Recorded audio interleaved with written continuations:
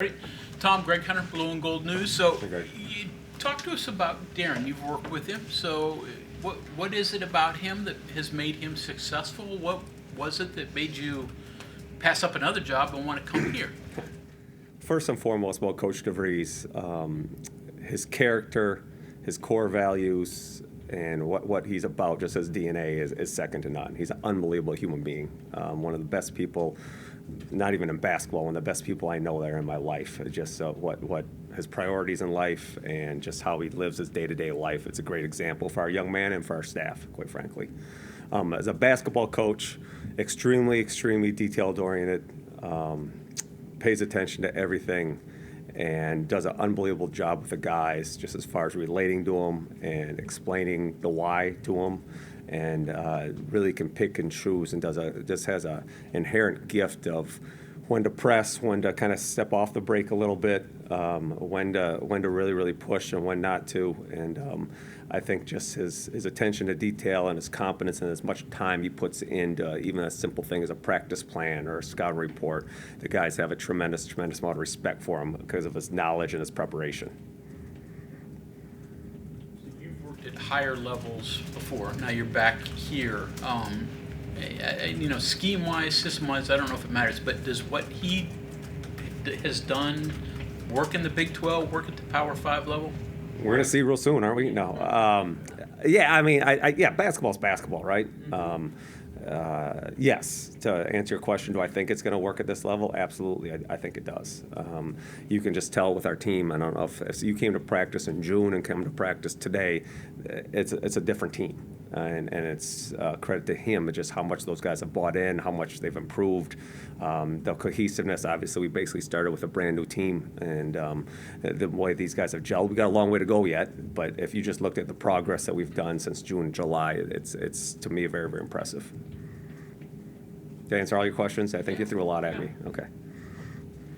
So how do you, I'll keep going. So how do you fit with him? I mean, is this been a perfect marriage? Are there different philosophies? Is there such thing as a perfect marriage? Well, no.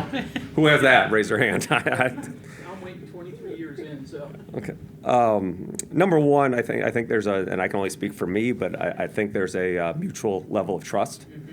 I know that no matter what he says or how he leads me or the guidelines he gives me, it's about care and it's about trust. I trust him impeccably with both my professional career and my personal life, and I would hope that he feels the same way. I think we play off each other very well, and this is year 3 going on and being with him.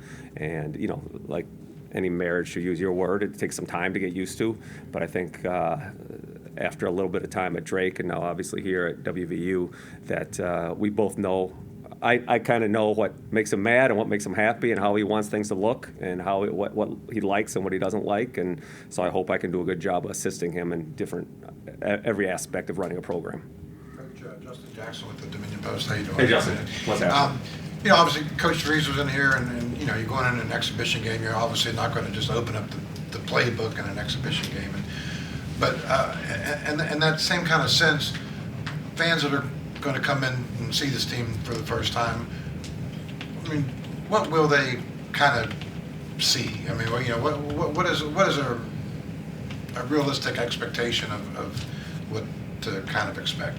It's a good question. I mean, I'll answer the best I can, but we don't know. We haven't. These guys haven't played in front of fans before or played in a game that counts before together. But we would like to see a team that plays hard and competes at the highest level. Is it going to be perfect? Probably not going to be perfect. Is it going to be sloppy at times?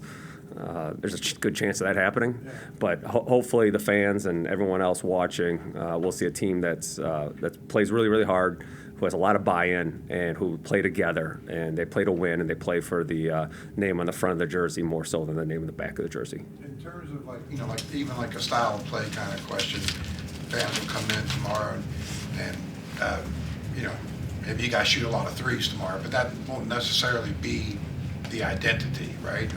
No, I mean, this is, it's not a cop-out, I don't think. It's just, this is an evolving process. This is a work in progress. We're in the second mile of a marathon, and it's different when you have, 7 or 8 returners and you kind of know what you're getting here. But again, I think the number one thing is a team that plays hard, that competes, has a little bit of grit about them, and then a team that plays together and plays for one another. I think that's the most important thing. I think the rest of it will take care of itself if we can get there. Tom, you mentioned things that make Darren happy and mad. We haven't seen him mad yet. Maybe we'll start to see tomorrow. But give us an example. What is it that he really likes, and when he gets mad, what is it that forces that? Again, this isn't earth-shattering stuff. He likes to win, and he gets mad when he loses. How about that? No. It's, as I said earlier, win or lose, he likes a team that's together. He likes a togetherness and a unity about his team in the locker room. Guys pulling for one another. Guys more selfless than selfish. That's really, really important to him. Buy-in, coachability, and then probably what upsets him most is the opposite of that, right? Selfishness and guys who are playing more for themselves and just lack of competing. He's a very, very competitive human being. He was as a player. He is as a coach. And again, I'm speaking for him, but I think what probably upsets him the most is just a lack of competitive spirit. What's important for y'all? I'm sorry, Kevin Kendall. Hey, Kevin. Hey, what's important for you in that regard? Team building, all those kind of things. What stands out as important for you?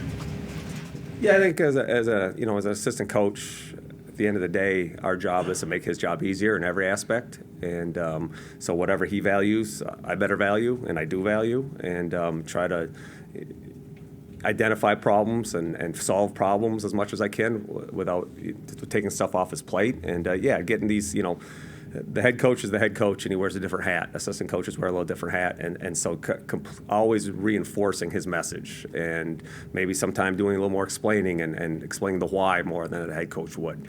But reinforcing his message and just keep spreading his message and continue to try to build that culture and environment that he wants in the locker room and on the court. You've obviously been through, this process before, the first exhibition kind of game, and opening up a new team, new season.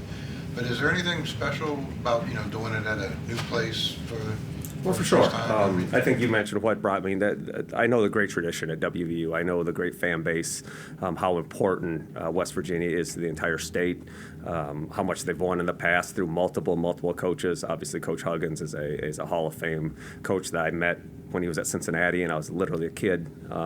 Coach Beeline, we competed against him in the Big Ten. I mean, just unbelievable coaches here.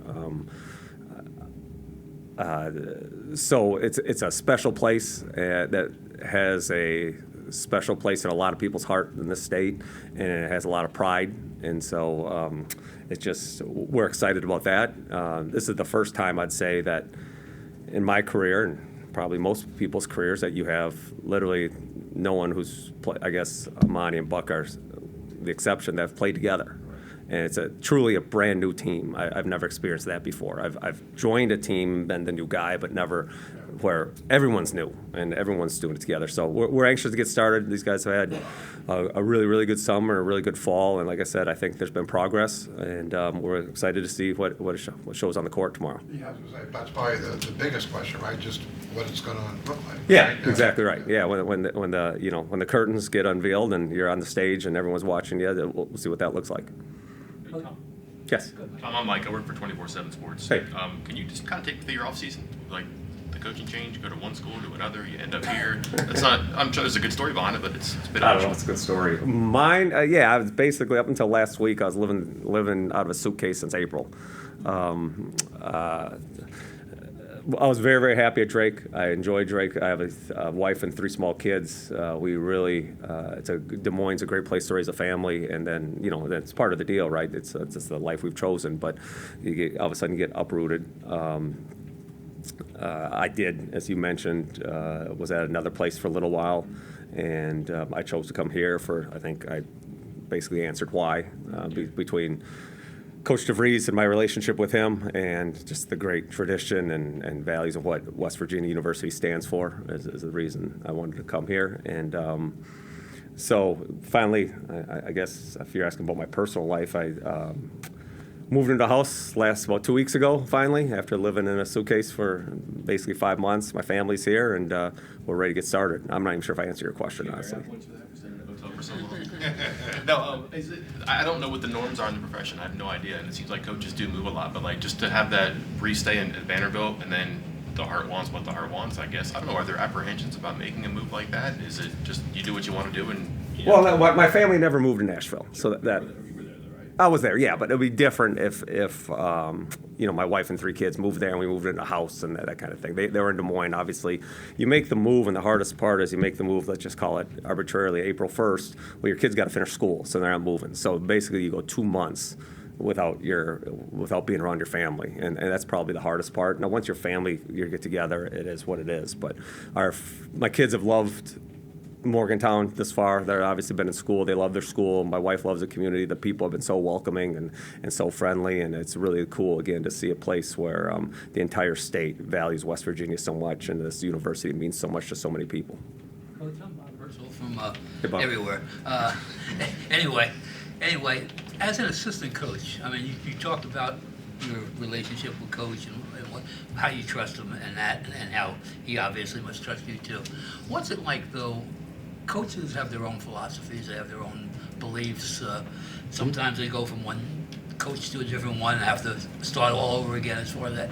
What's it like trying to be the alter ego of the head guy? I mean, and knowing that someday along the line you really want to have the same kind of job.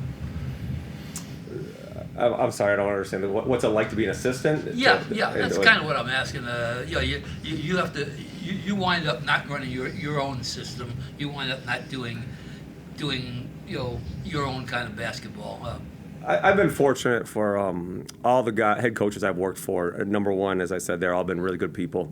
Anyone I've ever worked for is still a friend and a dear friend, and I consider them a member of my family, and I'm in close contact with everyone.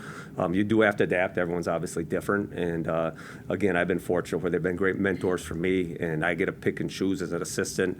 If I put my head space in a place where if I was a head coach, what I like, what I don't like, and you kind of gather that, and you keep it in a notebook or keep it on a laptop and see what you do. But yeah, every coach is different. Like I said, I think earlier, it takes a little bit of time to get that marriage together and get to know one another. But I think Coach DeVries and I work very, very well together. And like I said, I trust him explicitly with my professional career and personal life. And I learn something new from him every day. He's such a bright coach, and he's so innovative, and he's constantly thinking. He's a deep, deep thinker. And the status quo is never good enough for him. So he's always looking for ways to improve himself personally. Probably first and foremost, how can he become a better coach is very, very important to him. And then obviously, how does that relate to the players, and how does that translate to the players in the program that he's running? How can he be a better CEO? So I learn from him every day, and I'm amazed by him and just so very thankful to be around him. Your background a little bit, where'd you grow up? When and why did you gravitate to basketball as your career? Do you really want me to bore you with this? You can give us a Reader Digest version. So. I grew up in southern Minnesota, a little small town in southern Minnesota called Faribault. I was a very, very average high school player. I ended up being a student manager at the University of Minnesota for Coach Clem Haskins. Why did I gravitate towards coaching? Is my high school coach is a Hall of Fame high school coach in the state of Minnesota, and maybe because I was on the bench so much. One time I remember during a game, he looked at me because I was shouting or saying something, and he looked at me and he said, literally during a game, he said, have you ever thought about coaching? And I said, no, and I was maybe a senior or a junior in high school. He said you'd be a good coach someday, and he was a great role model for me. Again, like I told you, any head coach I've worked for, I've been fortunate that there's such good people and great coaches. And I had a high school coach who was a Hall of Fame high school coach, and so that he kind of encouraged me to get into coaching. And like I said, I was a very, very average player, and so I was fortunate enough to get on to be a manager at Minnesota, and kind of my first stop was for a Hall of Fame high school or college coach, Billy Donovan, and he was my first mentor and is still a good friend to this day. So my first stop was at the University of Florida, and every coach I've worked for has given me a tremendous amount of freedom to grow and adapt, to make mistakes, and to learn. And I haven't worked for a micromanager or a guy who, you just kind of do your job to your best of your ability, represent them and the institution you work for the best of your ability, and don't embarrass them. But other than that, they give me a lot of freedom and a lot of leeway. So I've been very lucky. Obviously, when you very first started your coaching career, the ideals of building a team were completely different back then. Is there, you talked earlier about the challenge of the whole team being new, which is kind of what you want. Is the genie too far out of the bottle to sort of get back to building teams the old ways, or are those days just? I don't know if it's out of the bottle. It's a new day and age, and no, we're not going back. To use your analogy, you're not putting the genie back in the bottle, but you can still build teams. You can still have programs, and it's you just have to do it a different way, and you have to adapt to it. And it's the new reality, and it's not changing. So either you adapt, or you go away, or you do something else. But yeah, to answer your question, can you still build programs? Can you still have chemistry and a group working together and kind of rowing the boat in the same direction? Absolutely, you can. It's just a different way. It's the new reality of college sports in general, and it's you got to embrace it, and you got to adapt to it and learn from it, or go choose to do something else. But yeah, I think the way Coach wants to do it here, we want to build programs, and we want to build teams that people can identify with and people will be proud of, and the state will really, really cheer for. You embrace it as a coach. You think it stinks for the fans? From their perspective, I know you're not a fan. Yeah, I can't speak for the fans. I mean, you'd have to ask them that. But if you look at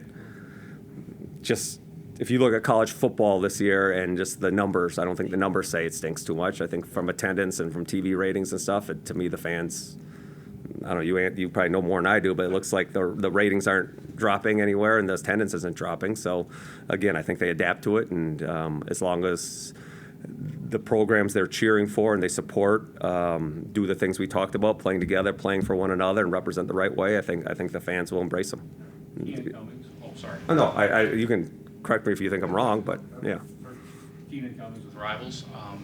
I wanted to know, what have you learned about recruiting here in a short period of time, and what's your reception been like? Reception's been very, very, very positive. You're talking about reception from the recruits. It's been very positive. Again, they know the great tradition, from coast to coast. When you say West Virginia, they know about the great tradition. They know about the great coaches who've been here in the past. Multiple coaches, Hall of Fame coaches. They know about deep NCAA tournament runs. They know about kind of the identity of the program being blue collar and tough and just playing hard. So the reception's been very, very good. I think once you get a kid on campus, they're just taken back by the beauty of the area and just how nice everything is. This facility we're in right now, the Coliseum, the fan base. Nowadays with social media, as soon as offer comes out, hey, I got an offer from West Virginia. They're just inundated with positive fan interaction, and they just can't believe. When they talk about the other schools recruited them, they said your fan base is second to none. It's just as far as come to West Virginia. We love West Virginia. That type of thing. You had a second part of that question. What was it? What have you learned in a short period of time? Anything that surprised you, or was it pretty much what you expected? It's like I said, I've been doing this for a while, and I do it. I know how powerful the brand is. I know the great tradition. I know how it's resonated with players and their parents and fans from coast to coast. So I kind of knew what to expect, but it probably even exceeded my expectations. You said you had kids. How old are your children? I have an older son who's 29, who lives in Nashville, and then I have I should know this, right? They're my kids. I have an 8th grade son who's 13. I have a 5th grade son who's 10, and then I have a 2nd grade daughter who's 8 who runs the house. Yes. Coach, thank you for your time. Thanks, guys. Appreciate it.